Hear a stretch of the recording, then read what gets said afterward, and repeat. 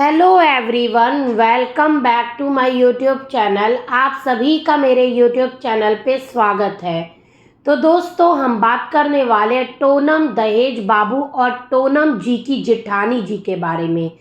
आज जेठानी जी के बारे में थोड़ी बात करेंगे और विस्तार से आप लोगों को इस वीडियो में बताएंगे कि आखिर जेठानी जी को इतना गुप्त क्यों रखा गया है, जेठानी जी कौन है, क्या करती हैं और उन्हें वीडियोस में दिखाने से परहेज क्यों करा जाता है। ये वीडियो आज स्पेशली मैंने बनाया क्योंकि जब मैंने कमेंट्स रीड करे टोनम जी के, जिसमें उनकी सासू माँ को नसुद्दही और चुड़ैल, मनहूस इस जैसे शब्दों से संबोधित करा जा रहा था, एक 50 साल की ऊपर एज की वृद्ध महिला को जब इस तरीके की बात से संबोधित करा जाएगा तो भाई सवाल तो कई उठेंगे कि आखिर जब ये वीडियो में सासू माँ को रिकॉर्ड करती तो सासू माँ का मुंह क्यों बना रहता है, 24 घंटे सासू माँ का चेहरा क्यों बना रहता है, आखिर वो टोनम से खुश क्यों नहीं रहती। हाँ, जरा बताइए। सोनम की सासू माँ को गए अपने हस्बैंड के यहाँ शहर में कितना टाइम हुआ, मुश्किल से 2 या 3 दिन, और ये 2-3 दिन भी घर को संभाल नहीं पाई, रिस्पॉन्सिबिलिटी नहीं निभा पाई, सीधे मुंह उठाकर पहुंच गई ससुर जी की शहर वाले क्वार्टर पे। जबकि ये और देव बाबू यहाँ रह सकते थे और जो जेठ जी हैं वो जाकर राशन वगैरह पहुंचा कर आ सकते थे अगर सासू माँ को किसी चीज की कमी पड़ी हुई थी तो। ये गई हैं वहां पर व्यूज के चक्कर में। हाँ, बोल तो अभी 2 दिन पहले रही थी, बैठकर पैर पे पैर रखकर कि पूरे घर की रिस्पॉन्सिबिलिटी मेरे ऊपर छोड़कर गई हैं, सारा काम पड़ गया है, झाड़ू पोछा करना पड़ रहा, ये करना पड़ रहा है, वो करना पड़ रहा है, और 2 ही दिन में सब कुछ हो गया और सारी रिस्पॉन्सिबिलिटी से फ्री हो गई और सीधे सासू माँ के पास पहुंच गई ससुर जी के क्वार्टर पे। जरा एक चीज आप लोग बताइए, दहेज बाबू जब आप 1 दिन भी 2 दिन भी अपनी पत्नी को उसके मायके नहीं छोड़ पाते हैं, सीधे लेने पहुंच जाते हैं, आप पत्नी के बिना रह नहीं पाते हैं, तो जब आपके पिताजी और माताजी क्वालिटी टाइम स्पेंड करने के लिए साथ में कुछ दिन के लिए गए तो आपको शर्म नहीं आई। आपके पिताजी कमाते हैं, वहां शहर में अकेले रहते हैं। हाँ, वहां पर चीजें उनको अकेले मैनेज करनी पड़ती, पत्नी नहीं, फैमिली नहीं। अब पत्नी के साथ कुछ क्वालिटी टाइम सुख दुख बोलने का मौका आया तो भाई साहब ये पहुंच गए। एक सर्टन एज के बाद इंसान अपनी पत्नी के साथ बैठकर अपनी बातें करना, एक कप चाय पीना, सुख दुख बांटना, अपनी चीज़ों के बारे में बताना पसंद करता है। वो चीज़ तो शायद दहेज बाबू के माता पिताजी को कभी नसीब नहीं होगी, क्योंकि बहू रानी कैमरा उठाए हर समय खड़ी रहेंगी। बहू रानी पहुंच गई हैं, वहां पर पूरा भ्रमण मचाएंगी और दिखाएंगी। पिछली बार जब ये वहां थी तो इनको घुटन हो रही थी क्योंकि वहां पे गांव जैसा खुला माहौल नहीं था। अब इनको एकदम एक्साइटमेंट हो गई अचानक से ससुर जी के क्वार्टर पे जाने के लिए, और अब वहां पहुंची हैं तो अब शॉपिंग करेंगी, घूमेंगी फिरेंगी। कार आज दहेज बाबू चलाएं, चलो अच्छा हुआ कि चला लिए हैं, क्योंकि अगर नहीं चलाते ना तो लोग ताने पे ताने, ताने पे ताने इनको मार ही देते।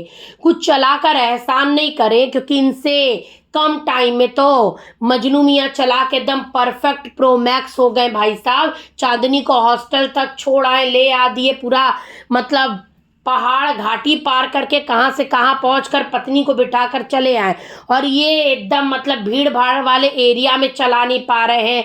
भैया तो परमानेंट टोनम के ड्राइवर ही बन चुके हैं। बुलाया आई थिंक भैया जी को गया था, जबरदस्ती ये दोनों वहां पहुंचे हैं। तभी जब ये सासू माँ का पैर छूती है ना, उनको कोई खुशी नहीं थी। चेहरे से पता लग रहा था कि ये लोग बिना बताए पहुंचे और उनका चेहरा एकदम उतरा हुआ था, कोई खुशी नहीं थी। जबरदस्ती बस जाकर कबाब में हड्डी बन जाना है। और आप लोग सोच रहे होंगे कि जेठानी जी को वीडियो में दिखाया क्यों नहीं जाता है, जेठानी जी उसी घर में रहती है तो बेचारी सोनम को काम क्यों करना पड़ता है।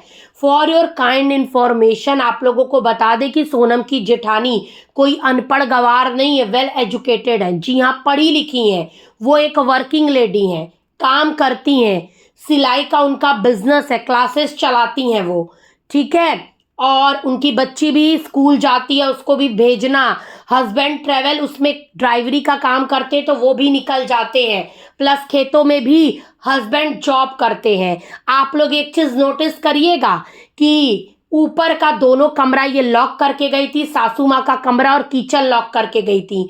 अब जरा सोचिए कि जेठानी जी और जेठ जी और रुचि उसी घर में रहते, वो लोग कहाँ खाना बनाएंगे।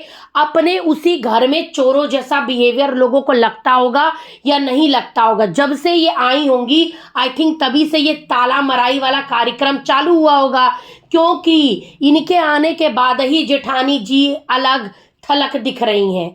हाँ, क्योंकि यही वीडियो में नहीं लेना चाहती, क्योंकि जेठानी जी इनसे बेटर दिखती हैं, जेठानी जी इनसे कंपेयर करी जाएंगी।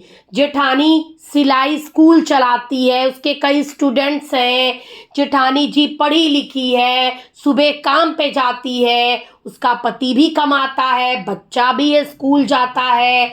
तो मतलब सब मामले में जेठानी इस समय सोनम से अव्वल दर्जे आगे चल रही। तो सोनम को डर है कि कहीं लोग कंपेयर ना करने लगे, कहीं लोग नुकुस ना निकालने लगे। जेठानी की प्राइवेसी की वजह से हम उनकी फोटो तो नहीं लगाएंगे, बट हाँ, जैसे ही सोशल मीडिया पे और उनकी डिटेल आती है हम आपके साथ ज़रूर शेयर कर देंगे, क्योंकि परमिशन लेनी पड़ती है भाई किसी की फ़ोटो पब्लिक करने से पहले। क्योंकि टोनम रानी तो भाई साहब अपने वीडियो में दिखाएंगी नहीं। इस वीडियो को ज़्यादा से ज़्यादा वायरल कर दीजिए तो नेक्स्ट वीडियो में ढेर सारी फ़ोटो जेठानी जी की आपको हम दिखाई देंगे। और एक चीज़ कि ये जो अपने आप को सुशील संस्कारी बताती हैं, तो इनके गांव के ही लोग जो निकल निकल कर आ रहे हैं, हम सिर्फ राजेश फैमिली ब्लॉग की बात नहीं कर रहे, खुशीराज फैमिली जो इनके रिश्तेदार हैं, बुधनी बुआ जो इनकी रिश्तेदार है, भले खुले मुंह ना बोले पर दबे मुंह तो वो भी अपने परिवार की हकीकत जानती ही हैं। हाँ, साइंस वाले शंकर, विजय, रिया, इतने लोग गवाह हैं कि रंगीला फैमिली का पब्लिक में इमेज क्या है। इनके गांव के ही जितने छोटे मोटे क्रिएटर हैं, अगल बगल के लोग हैं, सब कमेंट में लिख रहे हैं यार कि ये लोग घमंडी हैं, जैसा पर्दे के आगे दिखाते वैसा पर्दे के पीछे है नहीं। इसका मतलब है कि खुशी राज फैमिली के जितने भी दावे अभी तक सामने आ रहे हैं, हम कह रहे हैं 100% नहीं तो 60% तो उस औरत की बात में सत्यता है। और अब तो मैं खुशी राज फैमिली को बोलूंगी कि आप सामने आइए और अपना बात पक्ष रखिए। जनता आपसे जुड़ रही है, जानना चाहती है कि भाई असल बात है क्या। और हाँ, अगर आप कोई बात जानती हैं तो उसको डिटेल में खोल कर रखिए। सुनने में तो आया है कि टोनम जी के ससुराल में बंटवारा हो गया है, जेठ जेठानी और उनकी बच्ची का खाना अलग और इन लोगों का खाना अलग बनता है। मतलब हद है यार, जाते ही दुइये दिन में घर में 2 चूल्हा जल गया। तो कितने संस्कारी परिवार के लोग हैं वो देख लीजिए। जो रिश्तेदार, गांव के लोग, अड़ोसी पड़ोसी बोल रहे हैं, कोई भी बात गलत या झूठी नहीं है। सोशल मीडिया पे बकायदा वो बातें आ रही हैं, फिर ही हम लोग इन बातों पे बात रख रहे हैं, कहीं अपने से कोई कहानी बना नहीं रहा है।